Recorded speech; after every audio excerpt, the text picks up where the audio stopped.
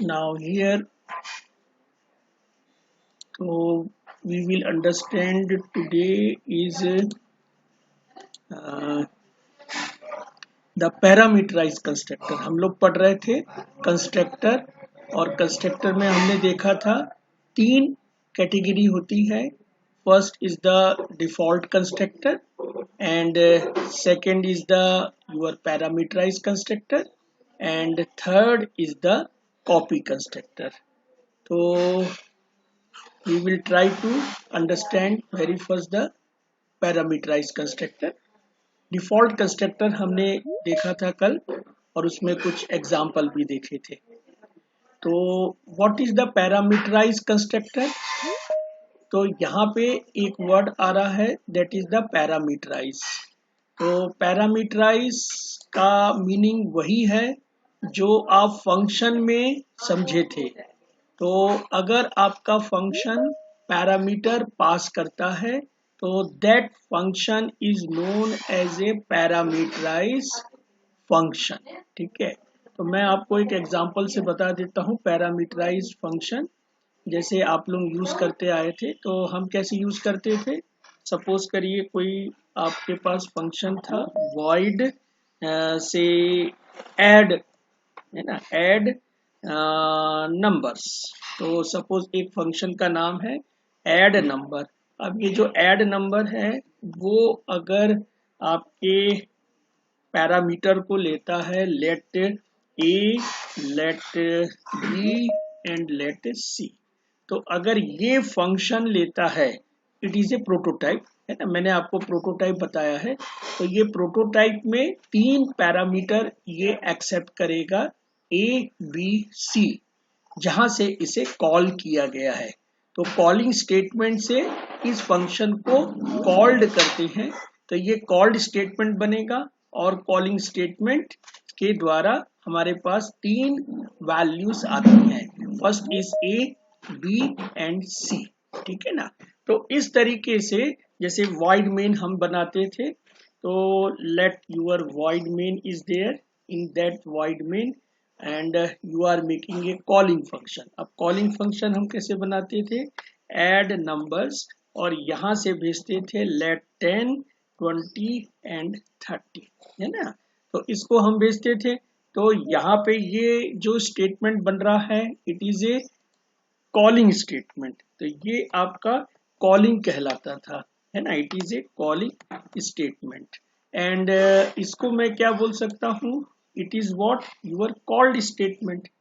तो ये आपका कॉल्ड स्टेटमेंट के व्यू में काम करता है।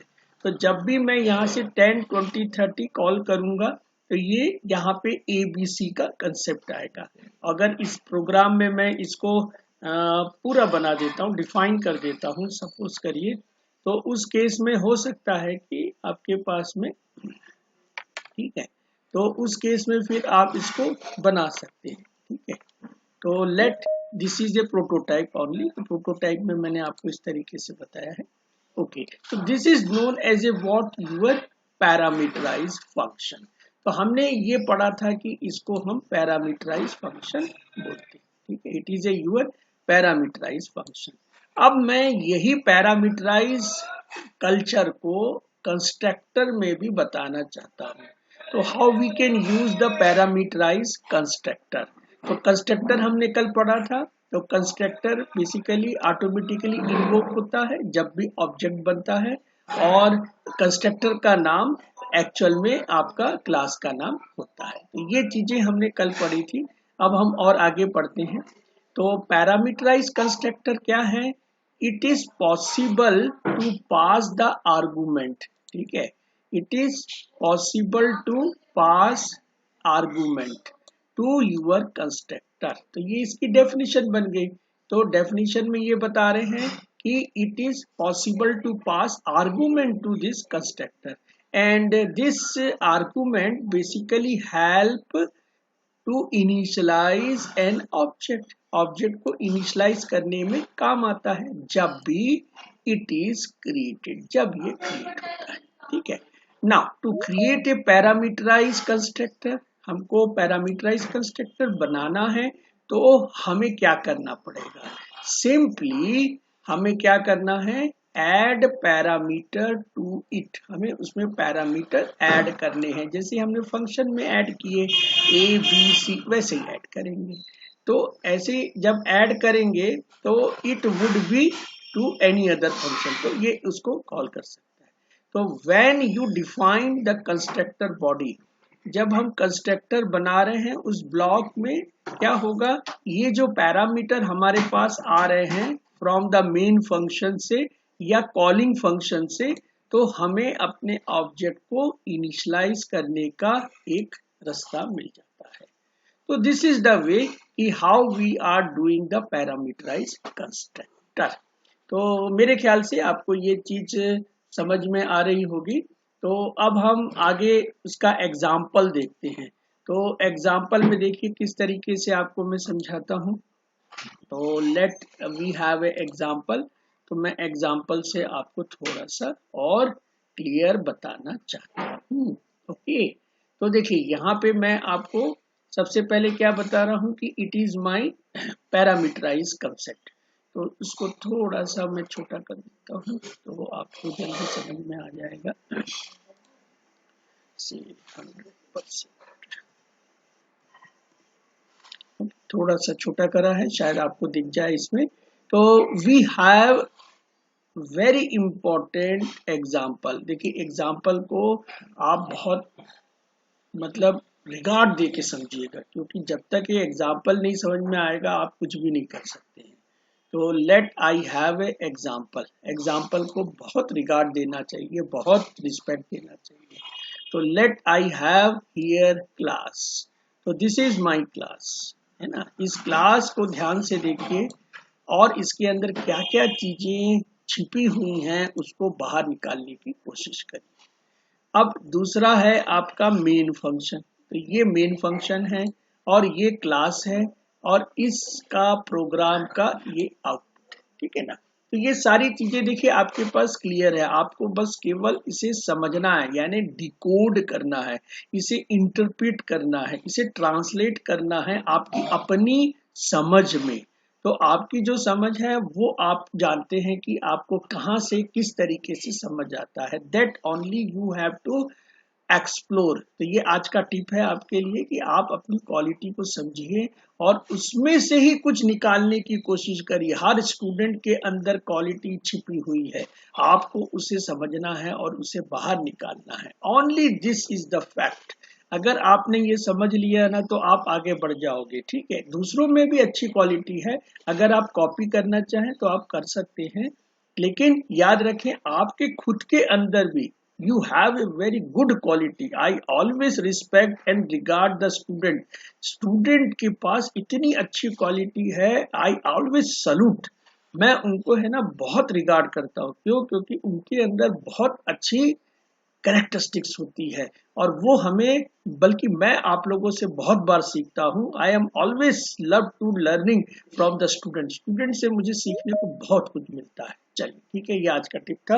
Now come to the our parameterize constructor. इसको जल्दी से खत्म कर दे, फिर आप लोग भले चले जाइएगा, मैं और आगे कंटिन्यू करके वीडियो पूरा कंप्लीट कर दूंगा। ओके, नाउ दिस क्लास, मेरा क्लास का नाम क्या है, what will be the class name. तो देखिए क्लास का नाम है पॉइंट, इसको ध्यान से देखिएगा बस। तो this is the your point. तो ये भाई आपका पॉइंट आ गया, ठीक है ना। This is what your class name, ठीक है। Now in this class what are the members, this are the members, ये आपके डेटा मेंबर है एक्स और Y. Now where is the point parameterize constructor. देखिए यहाँ पर रिमार्क में मैंने आपको दिया ही है पैरामीटराइज कंस्ट्रक्टर का भी। तो ये आपका पैरामीटराइज कंस्ट्रक्टर बन रहे हैं। कैसे बन रहे हैं इसे अभी हम समझ लेते हैं। Now again we have two normal member function, one is the get X and second is the get Y, ठीक है। तो देखिए ध्यान से, इसके अंदर में दो नॉर्मल फंक्शन है। अब इस नॉर्मल फंक्शन में भी दो इंपॉर्टेंट चीज आपको आप समझा रहा हूं मैं कि यहाँ पे देखिए ये जो फंक्शन है इंट लेके है। तो इंट का मतलब है कि ये फंक्शन हमको कुछ ना कुछ रिटर्न करेगा, ये फंक्शन रिटर्न करेगा। इसी तरीके से यहाँ पर भी ध्यान से देखिए, this we have what this we have int, तो this function should return a value।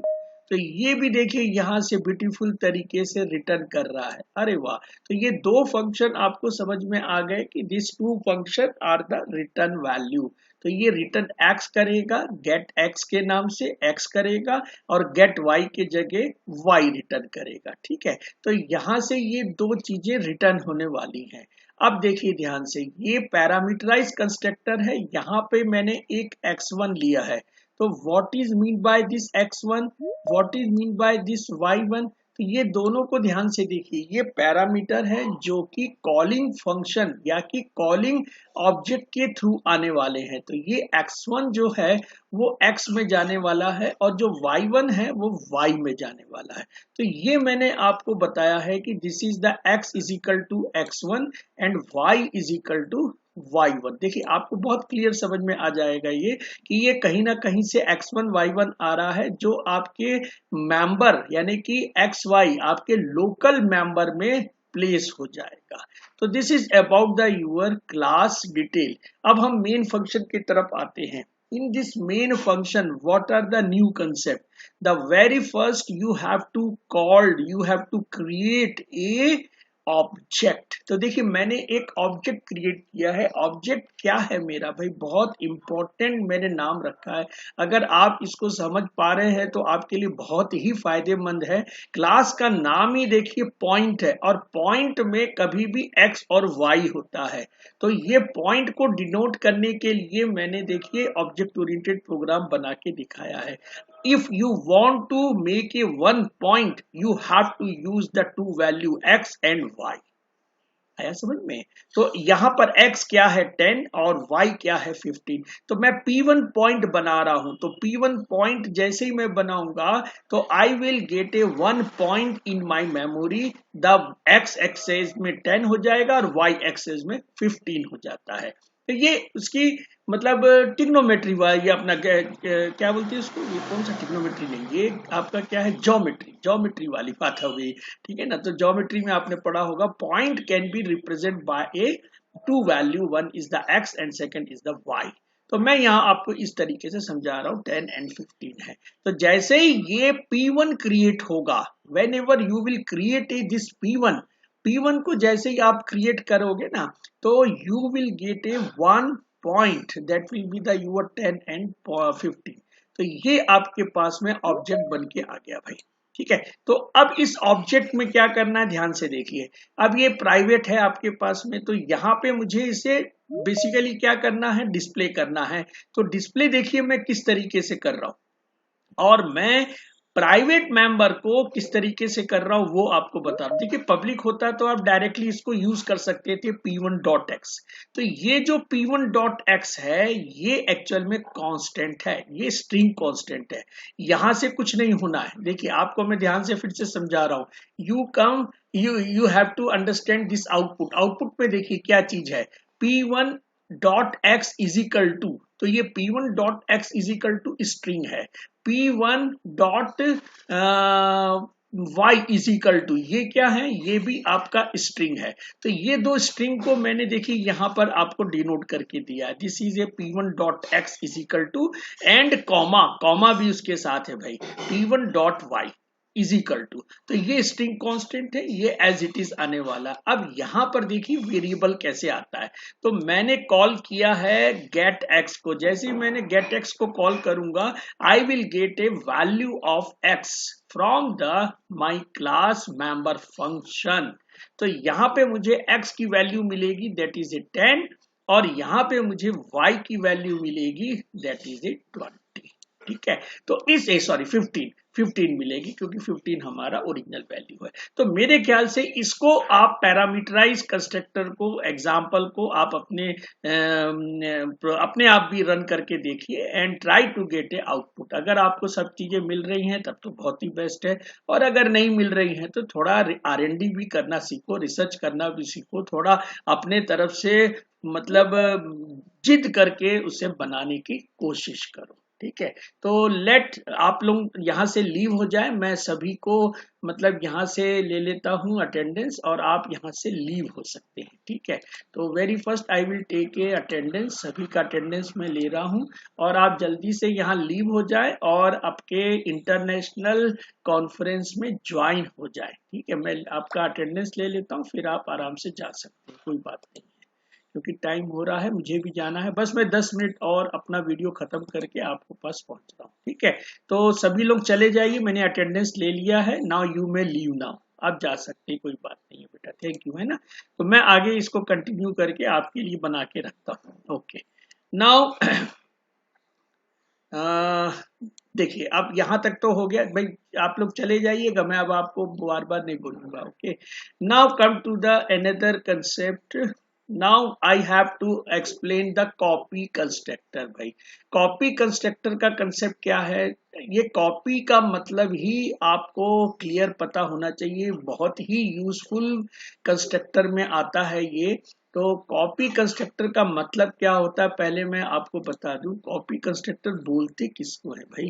Copy का मतलब होता क्या है ना, आपको पता है, बहुत अच्छे से पता है, ऐसी कोई बहुत बड़ी बात नहीं है, मैं आपको फिर भी बता रहा हूँ। कॉपी, देखिए मैंने लिखा इंट ए, ठीक है, और यहाँ पे मैंने लिखा a इज इक्वल टू 10। ठीक है, अब मैंने क्या लिखा, इंट m b एंड यहाँ पे मैंने लिखा, सपोज करिए b is equal to a।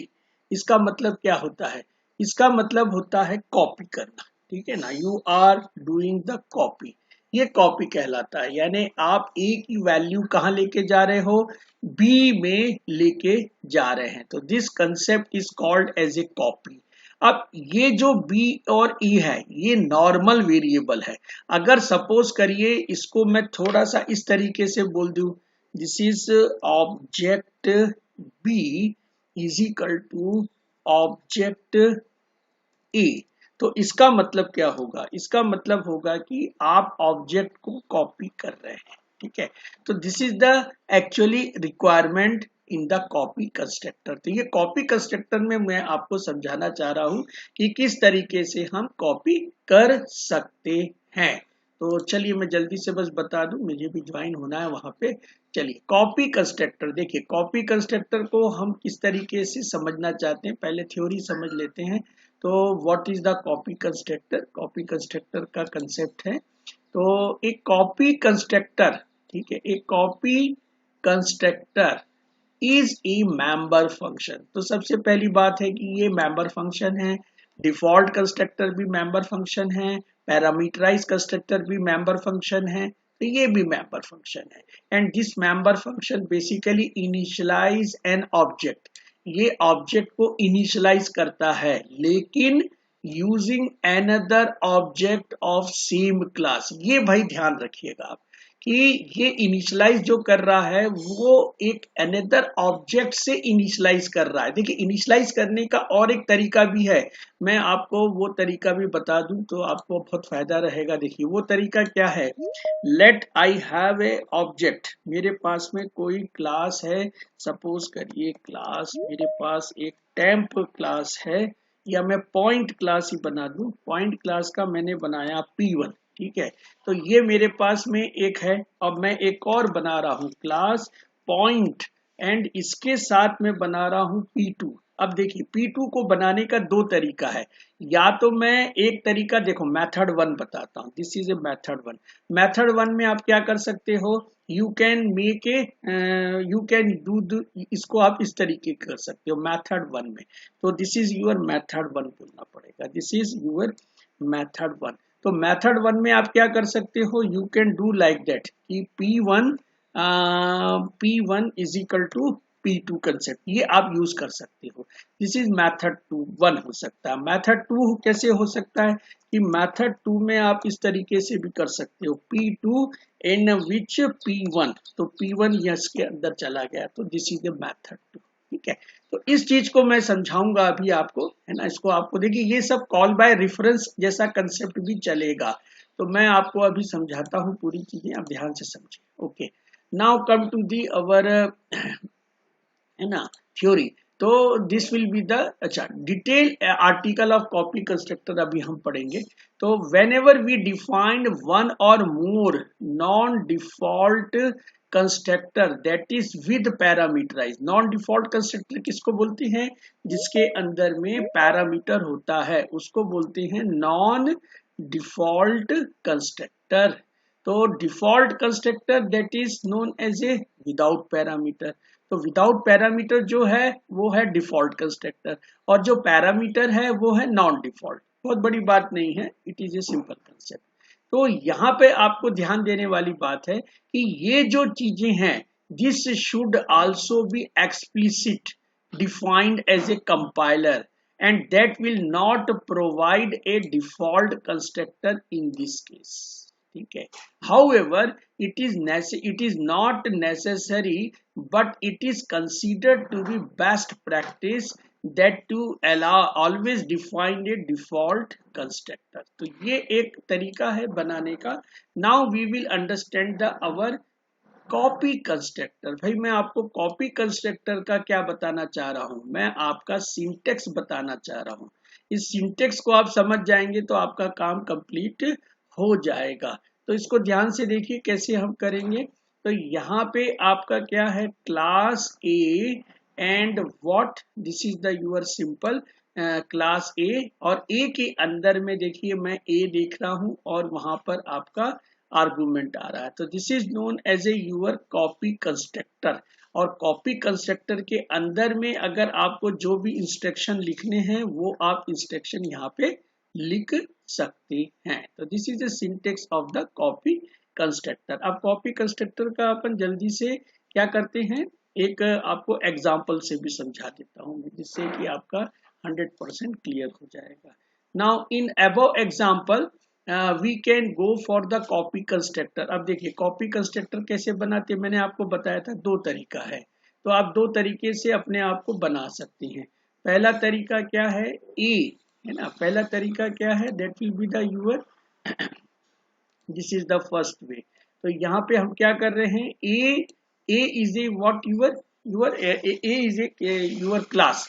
तो ए क्लास है आपका, A2 और A1 क्या है, ऑब्जेक्ट है। तो आपने क्रिएट किया है, देखिए यहाँ पर आप A2 क्रिएट कर रहे हैं A1 के थ्रू, है ना, मतलब A1 कॉपी हो रहा है A2 में, है ना, A1 कॉपी हो रहा है A2 में। अब यहाँ पर देखिए दिस इज ए मेथड 2, ये है मेथड 2। तो ये मेथड 2 में क्या बता रहे हैं कि आपका क्लास A है, A2 ऑब्जेक्ट है और A1 ऑब्जेक्ट है। तो A2 ऑब्जेक्ट क्रिएट हो रहा है A1 ऑब्जेक्ट से। तो there are the two important method to make a copy constructor. तो कॉपी कंस्ट्रक्टर बनाने के ये दो मेथड हैं और हम इस तरीके से A1 को इनिशियलाइज कर रहे हैं A2 के लिए। तो A1 इनिशियलाइज हो जाएगा A2 में और आपका नया ऑब्जेक्ट विद डुप्लीकेट वैल्यू से बन जाता है। तो this is the way how the copy constructor is working.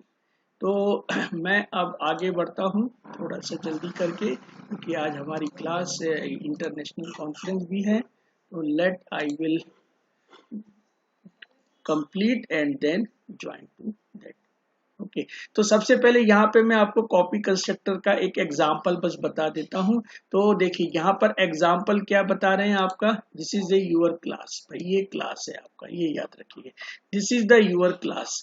तो इस क्लास के अंदर में क्या क्या चीजें छिपी हुई हैं उसे समझना है। तो let I have a one public, यहाँ पर मैंने एक पब्लिक डेटा मेंबर लिया है, आप प्राइवेट भी ले सकते हैं, ऐसा कुछ नहीं है। तो आप यहाँ पर एक मेंबर लिए हैं। Now this is A one constructor, ये एक कंस्ट्रक्टर है। देखिए ये कंस्ट्रक्टर कहलाता है पैरामीटराइज कंस्ट्रक्टर। क्यों भैया पैरामीटराइज, क्योंकि इसके अंदर एक वैल्यू आ रही है और वो वैल्यू आपके एक्स में असाइन हो रही है। तो this is a parameterize constructor. Now come to the copy constructor.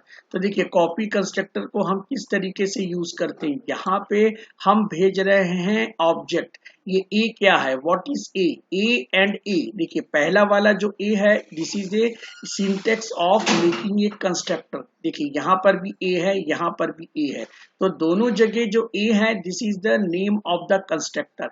लेकिन इस पैरामीटराइज कंस्ट्रक्टर में इंट ए आया है, लेकिन आपका कॉपी कंस्ट्रक्टर में ए आया है and with reference to the object आया है। तो आई यहाँ पर क्या है, इट इज ए ऑब्जेक्ट है, और ए क्या है यहाँ पे, क्लास है, ये याद रखेंगे, A is A class and I is the object. Now how we can make a copy object, तो कॉपी ऑब्जेक्ट बनाने के लिए क्या सिंटेक्स है, that is the x is equal to I dot X. तो this is the syntax how we are making copy of the one object to another object. तो इस तरीके से आप इसे बना सकते हैं। Okay, now come to the main function. अब मेन फंक्शन को देख ले तो हमारा पूरा कल्चर कंप्लीट हो जाएगा। ठीक है, in the main function very easy statements are there, बहुत सिंपल सा स्टेटमेंट है, ज्यादा बड़ा नहीं है। तो इसके अंदर देखिए क्या कर रहे हैं आप, इसके अंदर आप ये 4 इंस्ट्रक्शन एग्जीक्यूट करने हैं। तो भैया रिटर्न क्या है ये आपको क्लियर है, क्योंकि ये इंट आया है इसलिए यहाँ पे ये रिटर्न आया। ठीक है, now what is A is A class name. तो इस क्लास नेम में हम क्या बना रहे हैं, हम एक ऑब्जेक्ट बना रहे हैं जिसका नाम है A1। A1 आपका ऑब्जेक्ट है, और इस ऑब्जेक्ट में ध्यान रखें कि एक वैल्यू है दैट इज द 20। अब देखिए इस 20 को मैं कॉपी कर रहा हूं A2 में, तो यही आपको बस समझना है। यहाँ पे दो चीजें एक साथ हो रही हैं, एक तो A2 क्रिएट हो रहा है और A1 यहाँ पे कॉपी हो रहा है। अब A1 जब A2 में कॉपी होगा तो ये जो 20 है वो भी यहाँ पर कॉपी हो जाएगा।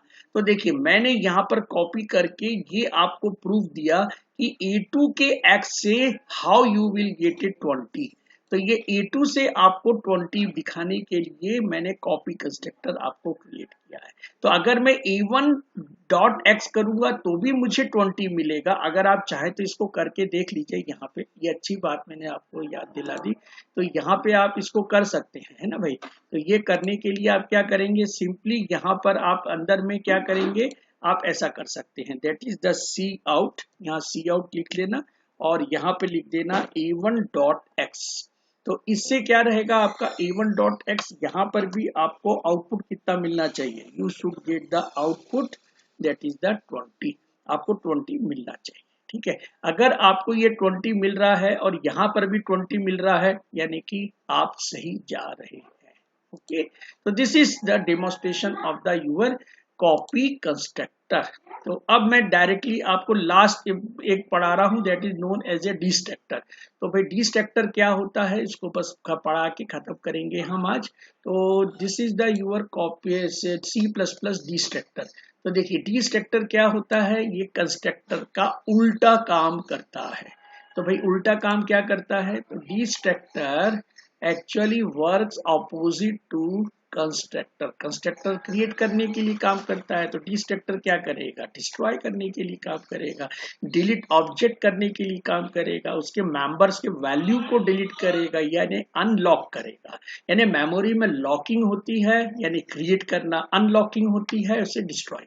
ठीक है, तो इट डिस्ट्रैक्ट द ऑब्जेक्ट, ये यहाँ से कंस्ट्रक्ट की जगह डिस्ट्रैक्ट आ गया। तो it is a distract the object of the class and it can be defined only once in a class. इसे हमें केवल एक बार डिफाइन करना है, और अगर हम नहीं करते हैं तो ये डिफॉल्ट डिस्ट्रक्टर का फंक्शन आपका यूज हो जाता है और ऑटोमेटिकली वो डिलीट कर देता है। तो ये लाइक कंस्ट्रक्टर, जैसे कंस्ट्रक्टर भी ऑटोमेटिकली इन्वोक होता था, तो ये भी आपका इन्वोक होता है ऑटोमेटिकली, इसमें कोई फर्क नहीं है, दोनों एक जैसे यूज करते हैं। तो a destructor is defined like a constructor, इसको भी इसी तरीके से डिफाइन करेंगे, यानी कंस्ट्रक्टर में भी क्लास का नाम सेम होता था, वैसे ही डिस्ट्रक्टर में भी क्लास का नाम सेम होगा। Now it must be same as a name as a class, ये दोनों में सेम कैरेक्टरिस्टिक्स है, बस एक डिफरेंट कैरेक्टरिस्टिक्स ये है कि आपके डिस्ट्रक्टर में प्रीफिक्स जो बनता है वो टिल्डे साइन के द्वारा बनता है, यानी आपको एक और सिंबल यूज करना पड़ेगा टू डिफरेंशिएट कि इट इज ए डिस्ट्रक्टर। तो डिस्ट्रक्टर को हम इस तरीके से पहचान सकते हैं अगर उसके पहले ये सिंबल लगा, और इस सिंबल का नाम है टिल्डे। याद रखेंगे स्लीपिंग एस, तो स्लीपिंग एस को हम टिल्डे बोलते हैं। अब हम जल्दी से एक एग्जाम्पल देखते हैं, तो एग्जाम्पल से हमारा पूरा कंसेप्ट क्लियर हो जाएगा। तो this is the last example. तो यहाँ पे देखिए मैं आपको समझा रहा हूँ कि डिस्ट्रक्टर कैसे बनाएंगे और वो किस तरीके से वर्क करता है। तो in our program very first we have a this class, ये क्लास है भाई, क्लास को अलग कर दीजिएगा कभी भी, है ना, समझने के लिए यही एक तरीका है और कोई तरीका आपके पास नहीं है। याद रखें इसी तरीके को करके आप हर चीज को समझ सकते हैं। Now it is A your main function, और ये आपका क्या है, आउटपुट है। इन सबको आप अलग अलग रखेंगे तो ही माइंड में जल्दी समझेंगे। Now in this class what are the interpretation, very first class का नाम क्या है, इंप्लॉय है, इंप्लॉय क्लास का नाम है, ठीक है। अब इस इंप्लॉय में देखिए ध्यान से, मैंने पब्लिक सेक्शन में क्या बनाया है, दो मेंबर फंक्शन बनाए हैं। पहला है कंस्ट्रक्टर और दूसरा है डिस्ट्रक्टर। ये दोनों ही चीजें यहाँ पर बनी हुई हैं, पहला कंस्ट्रक्टर दूसरा डिस्ट्रक्टर। कंस्ट्रक्टर देखिए नेम ऑफ क्लास है और डिस्ट्रक्टर भी नेम ऑफ क्लास है, लेकिन इन दोनों में फर्क क्या है, इसमें आपका टिल्डे बना हुआ है, ठीक है। और यहाँ पर एक मैसेज बना हुआ है कि भाई जैसे ही ये इन्वोक होगा ये स्ट्रिंग कांस्टेंट मैसेज आ जाएगा कि कंस्ट्रक्टर इन्वोक्ड, और इसी तरीके से यहाँ पर भी ये आपको डिस्ट्रक्टर इन्वोक करके मैसेज आ जाएगा। अब जल्दी से बस देखिए कि हाउ दे आर वर्किंग। जैसे ही मैंने एक कंस्ट्रक्टर बनाया E1, तो मुझे क्या मिलना चाहिए, कंस्ट्रक्टर इन्वोक, तो ये एक कंस्ट्रक्टर इन्वोक मेरे को मैसेज मिल जाएगा। जैसे ही मैंने एक और कंस्ट्रक्टर बनाया तो मुझे एक और मैसेज मिलेगा कि भाई एक और आपका कंस्ट्रक्टर इन्वोक हो गया, यानी दो ऑब्जेक्ट दो कंस्ट्रक्टर आपके रन हो गए। अब जैसे ये यहाँ पे क्लोज होगा, क्लोज दिस कंसेप्ट, जैसे ही आपका प्रोग्राम यहाँ पर क्लोज हो रहा है तो you also get a two function destructor. First आपको मिलेगा कि भैया पहला वाला डिस्ट्रक्टर इन्वोक हो गया और फिर यहाँ पे इन्वोक होगा दूसरा वाला, ठीक है। तो यहाँ पे मैं आपको बता रहा हूँ कि दो ऑब्जेक्ट क्रिएट होंगे तो दो बार कंस्ट्रक्टर इन्वोक आएगा, और जब दो बार ऑब्जेक्ट डिलीट होगा या डिस्ट्रॉय होगा तो आपको दो बार ये मैसेज आता है। अब ये क्वेश्चन जरूर है कि यहाँ पे डिस्ट्रक्टर जो इन्वोक हो रहा है ये सबसे पहले E1 के लिए आएगा या E2 के लिए आएगा। मतलब जैसे यहाँ पर जो कंस्ट्रक्ट हो रहा है वो E1 पहले हो रहा है, E2 बाद में हो रहा है। अब आपसे ये मेरा मतलब क्वेश्चन है कि ये जो इन्वोक हो रहा है वो E2 के लिए हो रहा है कि E1 के लिए हो रहा है, ये आप जरूर पता करके बताएं, ठीक है। तो थैंक यू टू ऑल। तो मैं अब यहाँ पर इसे क्लोज कर रहा हूँ, आप लोग प्लीज लीव अगेन।